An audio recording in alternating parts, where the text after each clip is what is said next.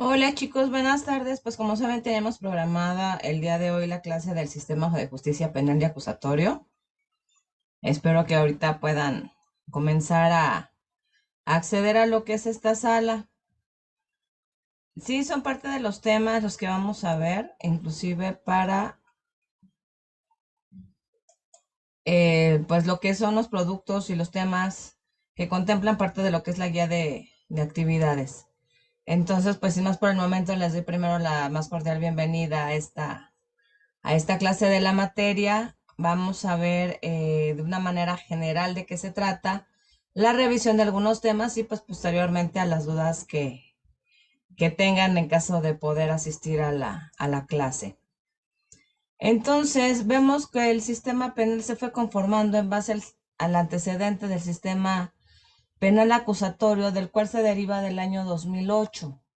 Esto significa pues que precisamente vamos a poder ver estos puntos dentro de nuestra Constitución Política Mexicana en base a una necesidad de que se había venido manifestando abusos por parte de las autoridades hacia las personas que presuntamente habían cometido un delito. ¿Por qué hablamos de una persona presunta? Porque, bueno, únicamente quien puede determinar el grado y su culpabilidad, pues bueno, viene siendo un juez. No podemos hacerlo nosotros ni como civiles, ni los policías, aunque hayan realizado la detención, ni el mismo Ministerio Público, aunque sea autoridad investigadora en estos momentos. Entonces, todo esto llevó a un cambio de todo el sistema penal, ya que anteriormente, pues como saben, se llevaba igual el proceso igual que en una materia civil, familiar o mercantil. Era exactamente el mismo proceso, obviamente pasando por lo que es el Ministerio Público, donde se realiza la denuncia o la querella por parte de la víctima o el ofendido. Que estos términos pues ya deben de estar completamente claros, son de materias anteriores. Entonces se da toda esta reforma y principalmente se da esta reforma constitucional en materia de seguridad pública. ¿Por qué? Porque faculta precisamente a todas las policías a realizar ciertas actividades que antes no estaban acostumbrados.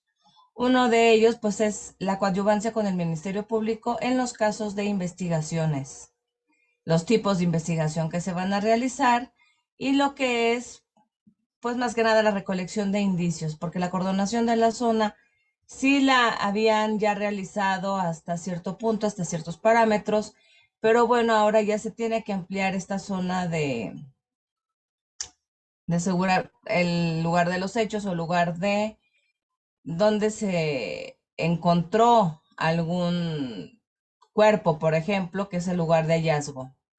Entonces, aquí también tenemos que tener claros cuál es un lugar de los hechos y cuál es un lugar de los hallazgos. Y empiezan también a ser mayor efectivos y obligatorios los protocolos de actuación por parte de los cuerpos policíacos. Aparece la figura de lo que es el primer respondiente. Entonces cambia todo este sistema paulatinamente conforme a sus funciones para poder, coloquialmente dicho, detener, que el término correcto sería asegurar a un presunto responsable.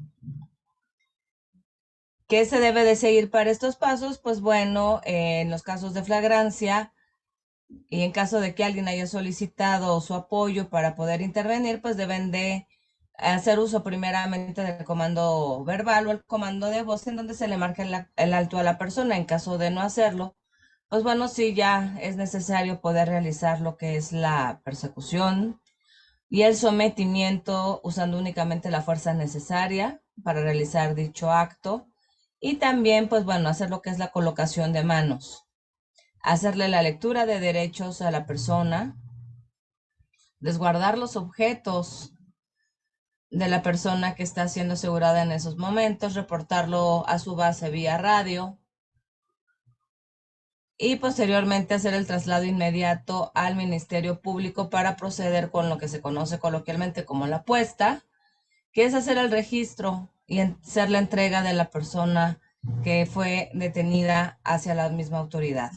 Esto lo hacen en un libro donde ponen lugar, seña y hora, muy independiente de lo que conocemos como el informe homologado, que también tiene que ser llenado por parte de el primer respondiente y en dado caso de de otros policías que tuvieron que acudir a brindar apoyo en caso de ser necesario. No olvidemos de antemano que uno de los principales objetivos precisamente de lo que es el primer respondiente, pues bueno, es antes que otra cosa ver si hay víctimas, si hay heridos, salvaguardar su integridad física, así como su vida, y también la misma del primer respondiente, la misma del policía. No exponerse tampoco, ni exponer a los demás ciudadanos. Entonces, si necesita, en este caso, el auxilio médico, la víctima, pues obviamente tiene que pedir por radio lo que en el mundo policial se conoce como una médica, que es una ambulancia, y obviamente el arribo de más unidades para poderle brindar también el apoyo al mismo primer respondiente.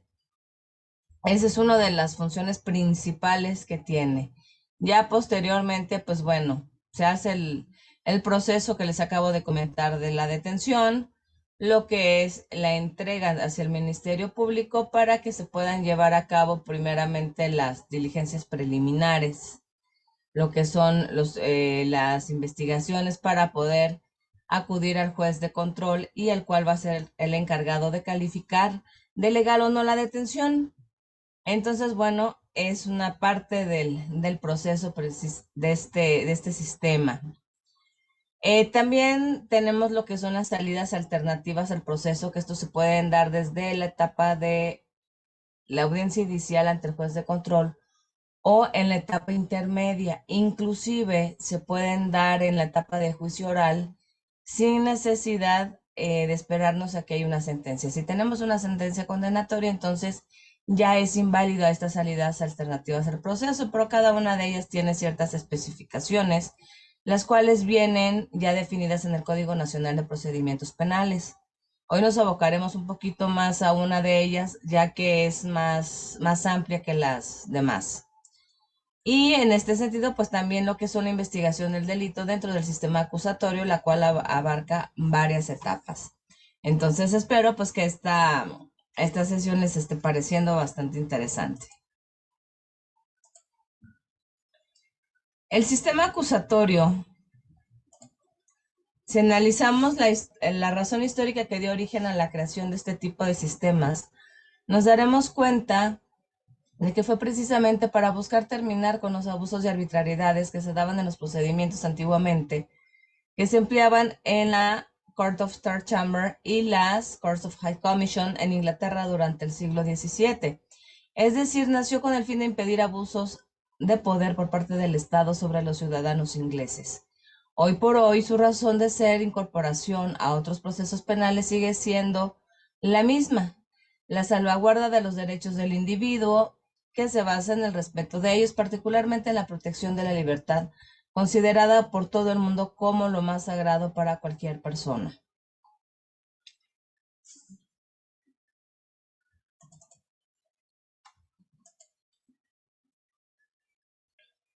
Dentro de lo que es la reforma constitucional en materia penal, publicada el 18 de junio del 2008, nos suministra la base para realizar una profunda transformación del sistema penal mexicano.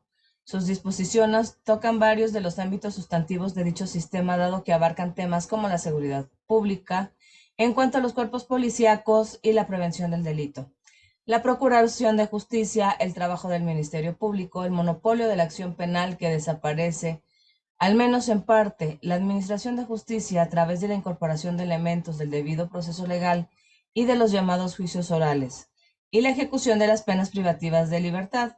Se trata de una de las reformas más importantes de los últimos años, a partir de su publicación en el Diario Oficial de la Federación, que abre una serie de perspectivas y retos que habrá que calibrar con detenimiento si queremos que no se quede como puro papel mojado, tal como ha sucedido con otras reformas constitucionales recientes, y por recientes no nos referimos únicamente a las del año 2008, sino que simplemente también en las actuales. Aunque se ha debatido con intensidad acerca de su contenido y sobre las ventajas y riesgos que ofrece, lo cierto es que casi todos los que han comentado reconocer que se trata de una reforma que no solamente era necesaria, sino también urgente, El procedimiento penal mexicano está en completa bancarrota, es muy caro y no satisface ni garantiza los derechos de las víctimas. De los procesados y de los agentes de la autoridad que intervienen, su desarrollo las difiere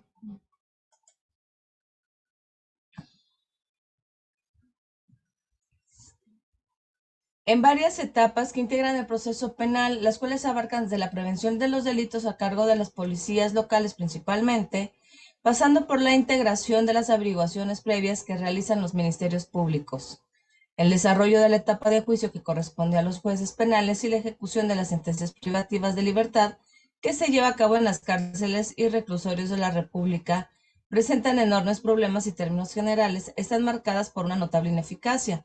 La policía no previene los delitos. Los ministerios públicos no saben investigar y en consecuencia, pues integran mal las averiguaciones previas. Los jueces son indolentes y casi nunca están presentes en las audiencias y en los reclusorios.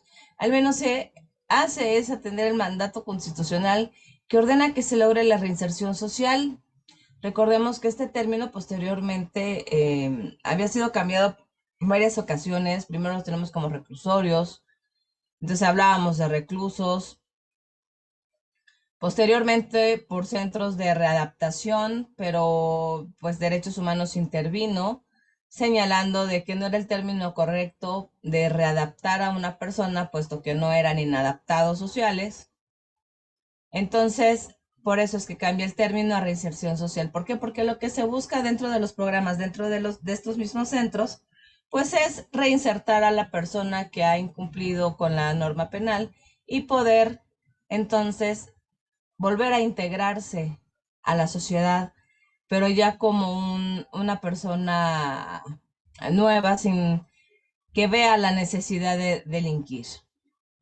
En ese contexto, consideramos que la reforma penal se presentaba como una necesidad urgente y su atención por parte de los legisladores está más que justificada. Otra cosa es que el conocimiento de la reforma haya dejado descontentos a muchos debido al intento de conciliar los intereses del gobierno para contar con mayores elementos jurídicos en su lucha contra la criminalidad organizada, por un lado, y los propósitos de la sociedad civil para modernizar nuestro sistema penal y hacerlo compatible con las mejores prácticas internacionales.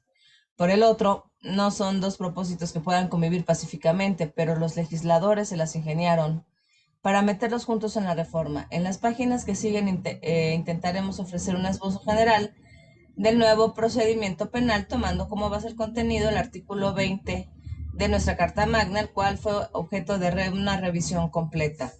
Y recordemos también de que hubieron reformas tanto como para los derechos de la víctima como de la persona imputada. Dentro de la etapa de lo que viene siendo la investigación inicial, como concepto tenemos que es la investigación preliminar a la fase del proceso penal, que se inicia cuando alguno de los órganos encargados de llevar a cabo la investigación, policía o ministerio público, toma conocimiento de un hecho con apariencia delictiva. Esta fase concluye con el pronunciamiento del Ministerio Público a través del cual precisa si se han reunido o no los requisitos necesarios para iniciar una investigación formal contra uno o más imputados por uno o más delitos determinados. Durante este desarrollo de la investigación preliminar, el Ministerio Público no puede ordenar que se realicen diligencias que afecten derechos o garantías aseguradas por la Constitución, tratados internacionales reconocidos y o las leyes nacionales por requerir en tales casos la autorización previa y expresa del órgano jurisdiccional respectivo. Estamos hablando ya pues de un juez. Recordemos que anteriormente el Ministerio Público tenía una fe pública, cosa que actualmente con todas estas reformas y la implementación del nuevo sistema de justicia penal, pues ya el Ministerio Público carece de esta figura.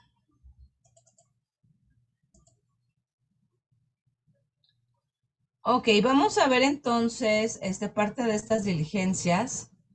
¿Cuál es la importancia en esta etapa de investigación preliminar? Como primer punto tenemos las intervenciones o exámenes corporales, pues atentan contra la dignidad humana, integridad física y psíquica de las personas y la libertad personal. Como dos, el entrada y registro en lugares o domicilios determinados, pues atenta contra la intimidad e inviolabilidad, perdón, del hogar. Tercero, la interceptación de comunicaciones telefónicas, pues afecta la intimidad de las personas. Cuarta, la incautación de objetos y documentos, pues atenta contra el derecho de propiedad. En caso de que alguna de estas diligencias se lleve a cabo en la investigación preliminar, podrá solicitarse la declaración de nulidad de la diligencia. Por lo tanto, debemos estar atentos a que se lleve el procedimiento preliminar de una manera correcta. Es decir, de que no haya violaciones a los derechos humanos que están consagrados también en nuestra Constitución Política de los Estados Unidos mexicanos, que no vayan en contra de las mismas garantías individuales. Recordemos que estos dos términos suelen confundirse porque la mayoría se encuentran dentro de los primeros artículos constitucionales, pero más sin embargo son dos términos muy diferentes, al igual que sus finalidades. Si se requiere el registro o la entrada de algún lugar, pues forzosamente se necesita obtener una orden judicial, esto es, que el juez otorgue esa orden para poder realizar el cateo correspondiente. Y en ese sentido, pues habiendo sido la petición fundada y motivada, pues no haya violación ni de los derechos humanos de la persona ni de sus garantías. Otro de los nuevos puntos que tiene nuestro sistema de justicia, pues son estas famosas salidas alternativas al juicio, las cuales únicamente son 4 que se señalan en el Código Nacional de Procedimientos Penales. Una son los criterios de oportunidad reglada, la suspensión condicional del proceso, la conciliación y el procedimiento abreviado. Los criterios de oportunidad ahorita los vamos a abarcar en la siguiente diapositiva de una forma un poquito más amplia. En cuanto a lo que es la suspensión de condicional del proceso, esta se logra suspender por falta de elementos por lo general, que no cuenta el Ministerio Público con las suficientes pruebas durante la investigación que se haya realizado para poder realmente acreditar todos los elementos del delito que se le plantea imputar a una persona determinada. Y inclusive muchas veces cae ya lo que es en el sobreseimiento. Entonces se suspende este proceso. Pero si no hay sobreseimiento y únicamente hay una suspensión por cierto periodo, y si en ese momento lo que es el Ministerio Público logra recabar las pruebas suficientes, entonces se puede continuar con el proceso en contra de la persona. La conciliación. Siempre hemos tenido esta figura realmente desde la parte del Ministerio Público. Ahorita también se presenta dentro de las MASC, que son los medios alternativas al sistema de conciliatorios. Pero aquí como salida alterna lo que se busca sobre todo es la reparación del daño. Para poder ofrecer la persona que está siendo acusada, que está siendo imputada y quiere conciliar, pues definitivamente su primer ofrecimiento debe de ser el modo de reparar el daño. El procedimiento abreviado es una técnica inclusive que han utilizado muchos abogados para beneficiar de alguna manera a su cliente, puesto que esto consiste en declararse culpable y obtener una sentencia menor por cooperación y también evitarse todo lo que resta del juicio, es decir, si lo llegan a solicitar, lo que es en la etapa inicial, pues ya se estarían ahorrando lo que es la etapa intermedia y la etapa del juicio oral y en dado caso, pues algún juicio de apelación o la promoción de algún amparo. Pero para que existan estas salidas alternativas, también se tienen que cumplir ciertos requisitos que marca nuestro Código Nacional de Procedimientos Penales. Uno de ellos es que la persona que está siendo acusada sea primo delincuente. Otra, que la víctima o el ofendido esté de acuerdo, aunque se lo planteen muy bonito, lo que es el acusado. Si la víctima o el ofendido no quiere tomar y decide seguir con el juicio, simplemente no se puede llevar a cabo ninguna de estas salidas. Otra es que el delito no sea grave. Si alguien quiere tomar una salida alternativa, por ejemplo, en un homicidio doloso, pues definitivamente ni siquiera aplica. Esto es muy importante. Sí, que tiene que haber, que no sea un delito grave y también, pues, que no se haya ejercido el delito o el hecho delictivo con violencia. Entonces, sí hay que estar atentos a esta parte. Muchas veces cuando son delitos de cuello blanco, pese a las cantidades que se están utilizando para esos delitos, no es de que digamos aquí se acabe el juicio y cada quien para su casa, o sea, no, pero como por eso se conocen como delitos de cuello blanco, porque no hay presentación de armas, no hay una afectación directa a la integridad de una persona, no hay violencia. Entonces, sí pudieran optar, por ejemplo, por el procedimiento abreviado y dar toda la cooperación posible con la finalidad de obtener una reducción de sentencia. Recordemos también que como abogados defensores, pues tenemos dos salidas. Una, tratar de obtener la libertad de nuestro cliente y la segunda, que si realmente se determina que recibe una sentencia condenatoria, pues entonces que sea lo menor posible.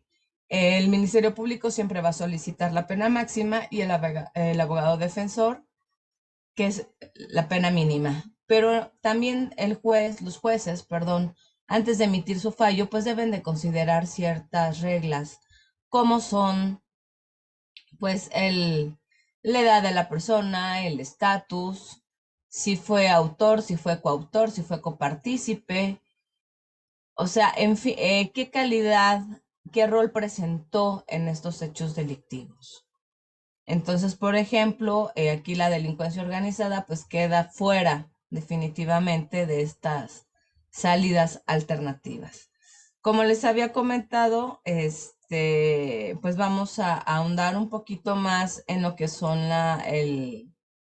los criterios de oportunidad, porque son un poquito más amplios. Entonces, estos se pueden presentar únicamente cuando se trata de delitos no sancionados con pena de prisión, es decir, que no haya una pena privativa de libertad. Si se tratara de delitos perseguibles por instancia particular, es decir, que sean únicamente perseguidos por querella. En los delitos de acción pública cuya pena máxima de prisión no fuere superior a 5 años, con excepción de los delitos tipificados en la ley contra la narcoactividad, que la responsabilidad del sindicado o su contribución a la perpetración del delito sea mínima. Perdón, es la responsabilidad del indiciado.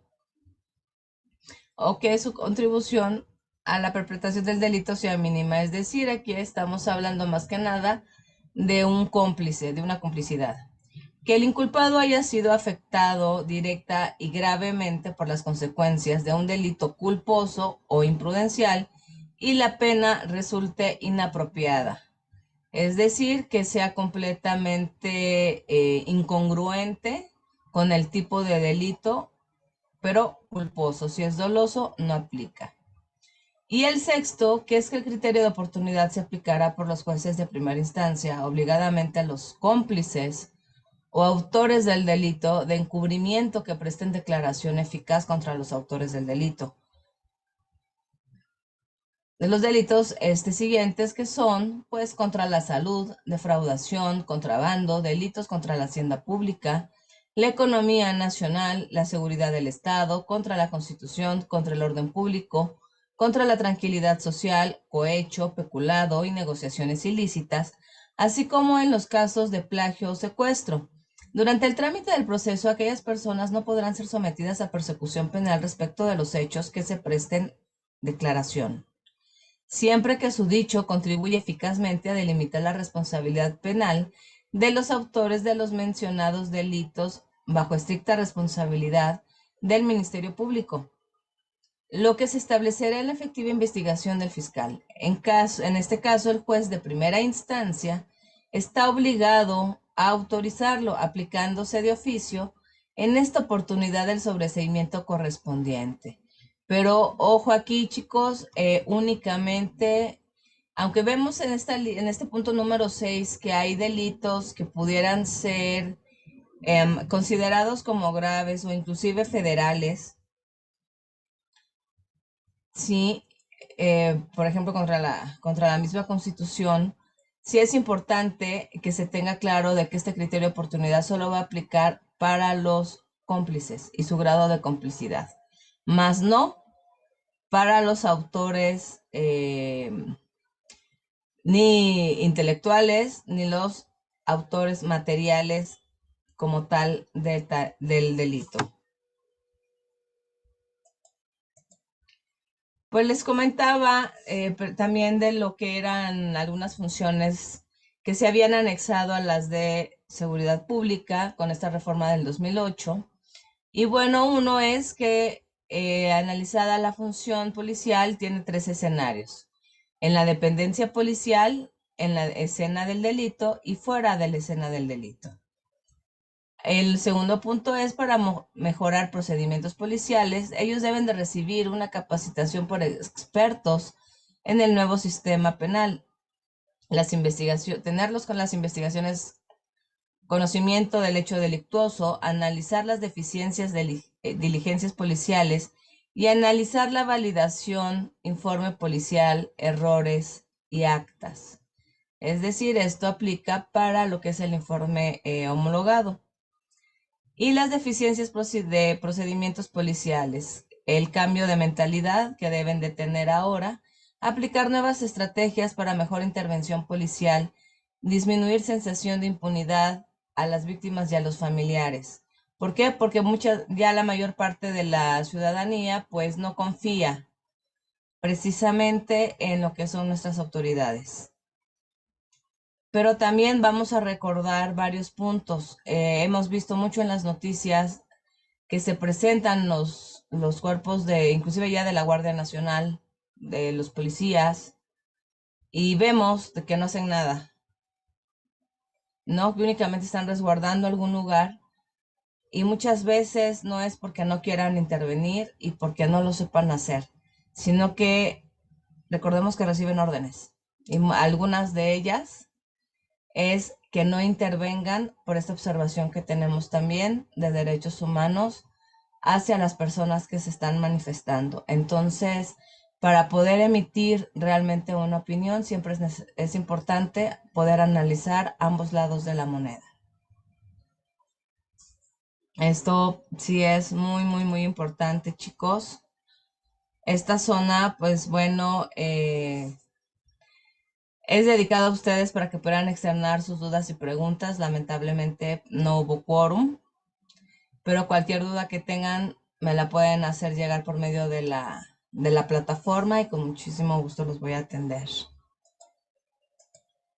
Con esto llegaríamos al final de la clase, ya que no se atendieron ahorita las dudas, pero pueden ver la grabación desde la plataforma de nuestra Universidad Santander. Les deseo una excelente semana, chicos. Cuídense mucho y hasta pronto.